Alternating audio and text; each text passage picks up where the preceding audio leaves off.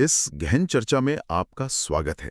आज हमारे सामने झारखंड के एक ऐसे जिले से जुड़े दस्तावेज हैं जो अपने छोटे आकार के बावजूद इतिहास, खनिज और संस्कृति का एक बहुत बड़ा खजाना है। हम बात कर रहे हैं लोहरदगा की। जी, लोहरदगा की। बिल्कुल, हमारे पास एक विस्तृत प्रेजेंटेशन है, कुछ ऐतिहासिक लेख और रणनीतिक प्रोफाइल भी हैं, और हमारा मकसद है इन सभी स्रोतों को मिलाकर लोहरदगा की एक पूरी जीती जागती तस्वीर तैयार करना। मतलब इसके प्राचीन नाम से लेकर आज के विकास तक हर पहलू की गहराई में उतरेंगे। जी हाँ। तो चलिए इस दिलचस्प कहानी को परत दर परत खोलते हैं और शुरुआत इसके नाम से ही करते हैं, क्योंकि लोहरदगा नाम में ही एक नहीं बल्कि दो दो छिपी हैं। ये सचमुच बहुत दिलचस्प है। पहला अर्थ तो जैसा कि नाम से ही जाहिर होता है, इसके धातु कर्म के इतिहास से जुड़ा है। लोहार और दगा। हाँ, लोहार यानी लोहे का काम करने वाला और दगा मतलब केंद्र या बाजार।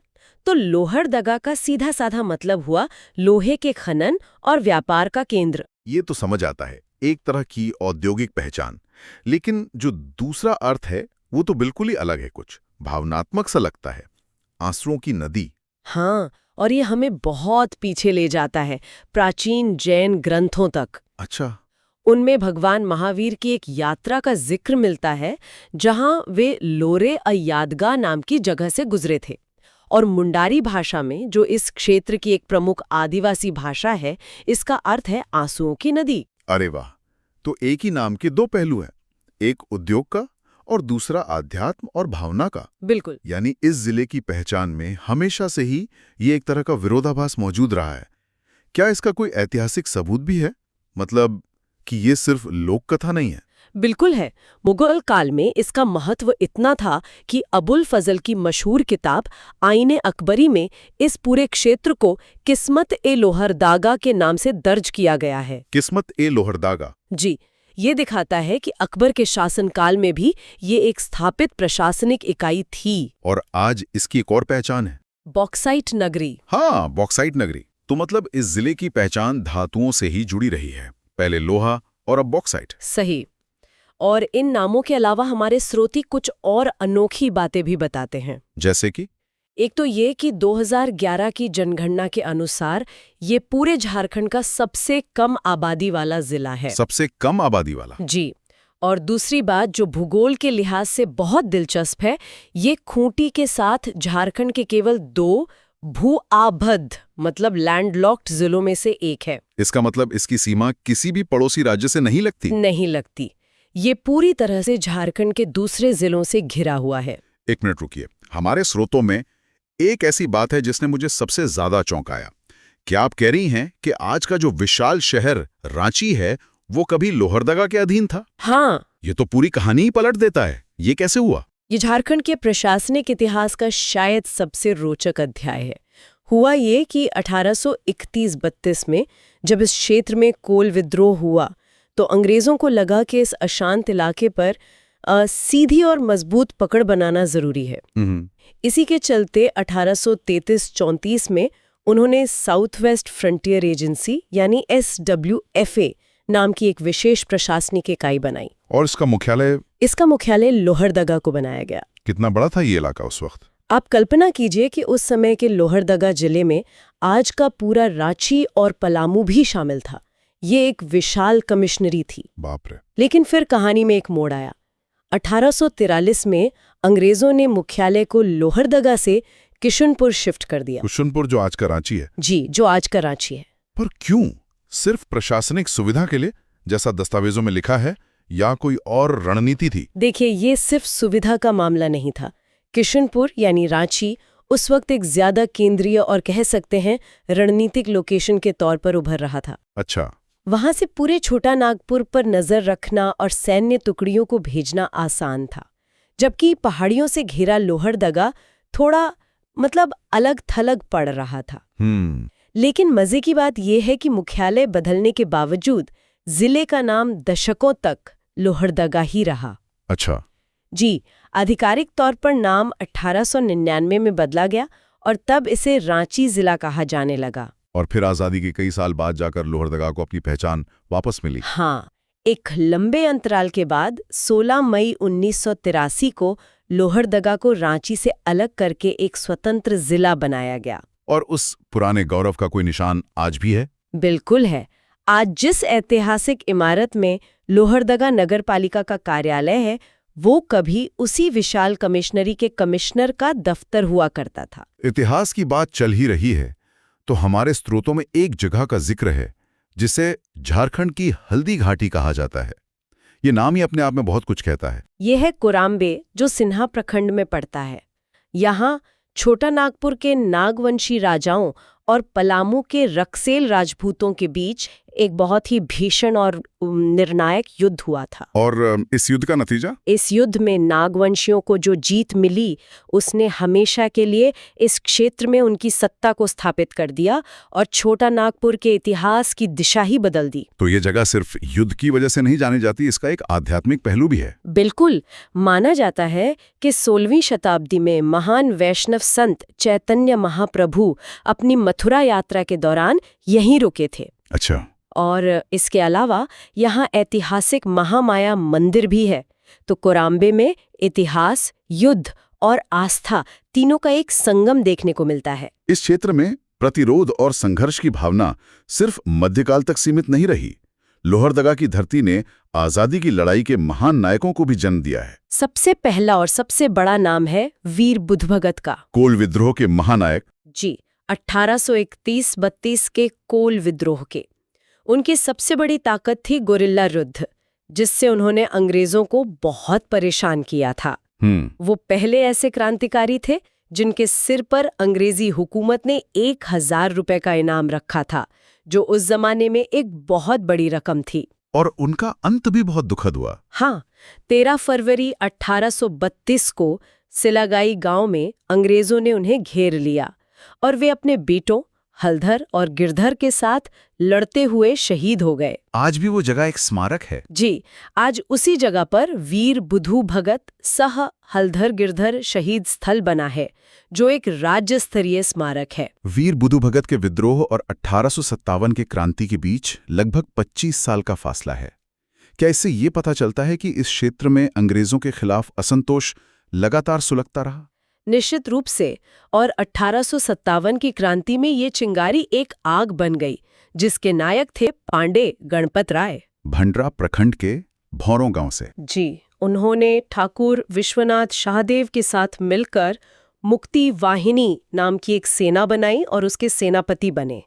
2 अक्टूबर 1857 को चतरा के युद्ध में उन्होंने मेजर इंग्लिश की सेना का बहादुरी से सामना किया। लेकिन कहते हैं कि उन्हें धोखे से पकड़वाया गया था। दुर्भाग्य से, हाँ, एक गद्दारी की वजह से उन्हें गिरफ्तार कर लिया गया और 21 अप्रैल 1858 को रांची जिला स्कूल के मुख्य द्वार पर फांसी दे दी गई। आपने शुरू में लोहरदगा के नाम का मतलब लोहे का केंद्र बताया था। मुझे ये पूछना ही पड़ेगा कि उस प्राचीन लौह कला का कोई अंश आज भी जिले में जिंदा है? ये एक बहुत ही महत्वपूर्ण सवाल है और इसका जवाब हमें ले जाता है असुर जनजाति तक। अच्छा। लोहरदगा असुर जनजाति का भी घर है, जिन्हें भारत सरकार ने एक विशेष रूप से कमजोर जनजातीय समूह, मतलब particularly vulnerable tribal group PVTG के रूप में वर्गीकृत किया है। और इनकी खासियत क्या है? इनकी सबसे बड़ी खासियत और पहचान है लोहा गलाने की इनकी प्राचीन पारंपरिक कला। इनकी तकनीक इतनी अनूठी मानी जाती है कि पुरातत्वविदों का मानना है कि शायद इसी तकनीक से बने लोहे ने एक समय में मगध साम्राज्य को मजबूत बनाने में मदद की थी। और आज ये कहाँ रहते हैं? ये लोग आज भी मुख्य रूप से किस्को और पेशरार जैसे पहाड़ी प्रखंडों में रहते हैं और अपनी इस विरासत को संभाले हुए हैं। तो मतलब इस जिले की आत्मा में ही लोहा बसा हुआ है। चलिए अब जरा इस जिले के भूगोल को और करीब से समझते हैं। ये जिला 1502 वर्ग किलोमीटर में फैला है। जैसा कि हमने पहले बात की, इसकी सीमाएं उत्तर में लातेहार, दक्षिण में गुमला और पूर्व में रांची से लगती हैं। और भौगोलिक रूप से इसे 2 हिस्सों में बांटा जा सकता है। जी, पहला है पहाड़ी क्षेत्र, जिसे स्थानीय भाषा में पाट कहते हैं, और यही पाट क्षेत्र बॉक्साइट का खजाना है। और दूसरा है निचला पठारी क्षेत्र, जहां ज्यादातर आबादी रहती है और खेती होती है। और यहाँ की नदियां और मिट्टी कैसी हैं? यहाँ नदियां हैं दक्षिणी कोयल। मिट्टी की बात करें तो यहाँ मुख्य रूप से लैटेराइट मिट्टी पाई जाती है। यह मिट्टी लौह ऑक्साइड से भरपूर होती है, इसीलिए इसका रंग लाल होता है। और यही मिट्टी बॉक्साइट के निर्माण के लिए भी जिम्मेदार है। बिल्कुल। तो यहाँ की जमीन ही खनिजों से भरी हुई है। आपने शुरू में बताया कि यह सबसे कम आबादी वाला जिला है। क्या इसका ताल्लुक उस पहाड़ी पाट क्षेत्र से है जिसका जिक्र आपने किया? मतलब क्या वहाँ रहना मुश्किल है? ये एक अच्छा कनेक्शन है। निश्चित तौर पर पहाड़ी और जंगली इलाका होने की वजह से यहाँ जनसंख्या घनत्व कम है। अगर हम 2011 की जनगणना के आंकड़ों को देखें तो कुल जनसंख्या सिर्फ 4,61,790 है।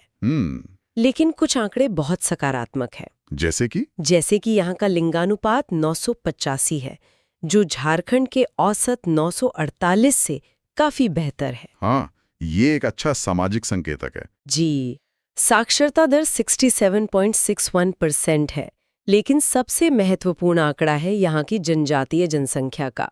जिले की कुल आबादी में 56.89% अनुसूचित जनजाति के लोग हैं। 50% से भी ज्यादा? हाँ, जो इस जिले के सांस्कृतिक ताने बाने को परिभाषित करता है। वहीं अनुसूचित जाति की जनसंख्या 3.32% है। और आज के समय में यहाँ का प्रशासनिक और राजनीतिक ढांचा कैसा है? प्रशासनिक रूप से इसमें एक अनुमंडल है जो है लोहरदगा सदर, 7 प्रखंड है, 66 ग्राम पंचायतें और एक नगर परिषद है। और राजनीति के लिहाज से? जहां तक राजनीति का सवाल है, यहाँ एक लोकसभा सीट है लोहरदगा एसटी, जिसमें गुमला और रांची का मांडर क्षेत्र भी शामिल है। ठीक है। 2024 के आंकड़ों के अनुसार यहाँ के सांसद सुखदेव भगत हैं और एक विधानसभा सीट भी है लोहरदगा एसटी, जहां से 2024 के अनुसार विधायक रामेश्वर उरांव हैं। ठीक है। तो अब आते हैं उस पहचान पर जिससे आज लोहरदगा सबसे ज्यादा जाना जाता है, बॉक्साइट नगरी। असुरों के प्राचीन लोहे से लेकर आज के बॉक्साइट तक का यह सफर कैसा है? जिले की अर्थव्यवस्था जमीन पर कैसी दिखती है?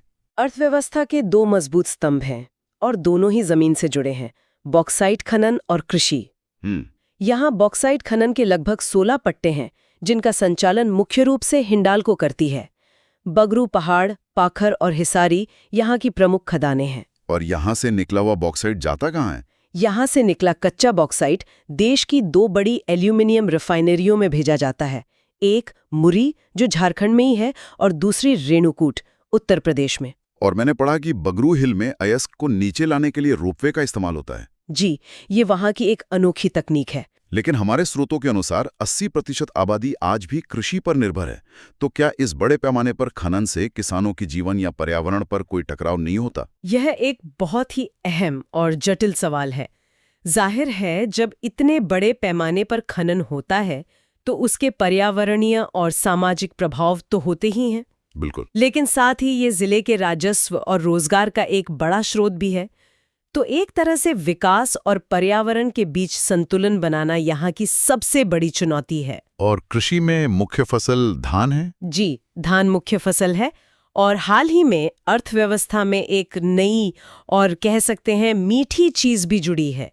मीठी चीज? जी हाँ, केंद्र सरकार की एक जिला एक उत्पाद योजना के तहत लोहरदगा के लिए शहद को चुना गया है। अच्छा, शहद? जी, इसका मकसद यहाँ के शहद उत्पादन को राष्ट्रीय स्तर पर पहचान दिलाना और किसानों की आय बढ़ाना है।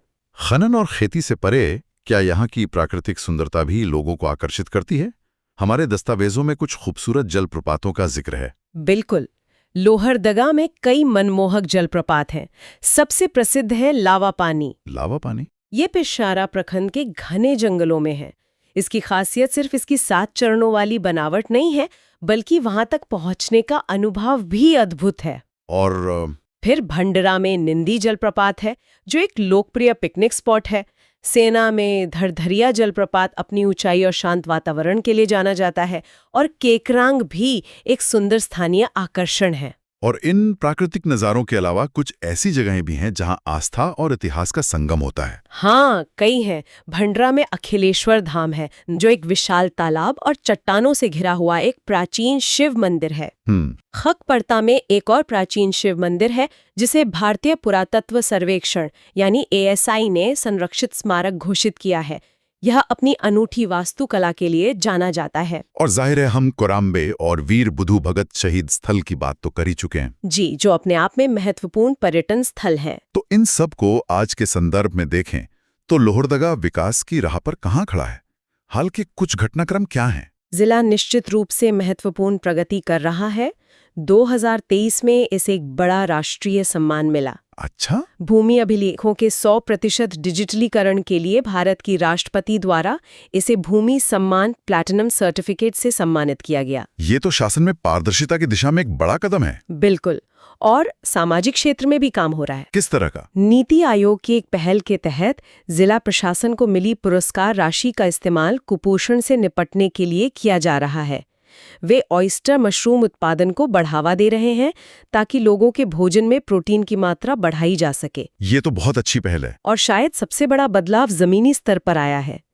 पहले जो पेशरार और किस्को जैसे इलाके नक्सलवाद से बुरी तरह प्रभावित थे, वहां अब सड़कें और मोबाइल टावर पहुंच गए हैं। तो इसका असर पर्यटन पर भी पड़ा होगा। हाँ, इसी का नतीजा है कि लावा पानी जैसा खूबसूरत पर्यटन स्थल अब आम पर्यटकों के लिए भी सुलभ और सुरक्षित हो गया है। तो लोहे के प्राचीन केंद्र से लेकर आज की बॉक्साइट नगरी तक और एक विशाल कमिश्नरी के मुख्यालय से झारखंड के सबसे कम आबादी वाले जिले तक, लोहरदगा वाकई अविश्वसनीय विरोधाभासों और एक बेहद समृद्ध इतिहास की भूमि है। ये औद्योगिक विकास की जरूरतों और अपनी सांस्कृतिक विरासत को सहेजने के बीच संतुलन साधने का एक जीवंत उदाहरण है। बिल्कुल। और अब हमारे श्रोता के लिए सोचने के लिए एक विचार।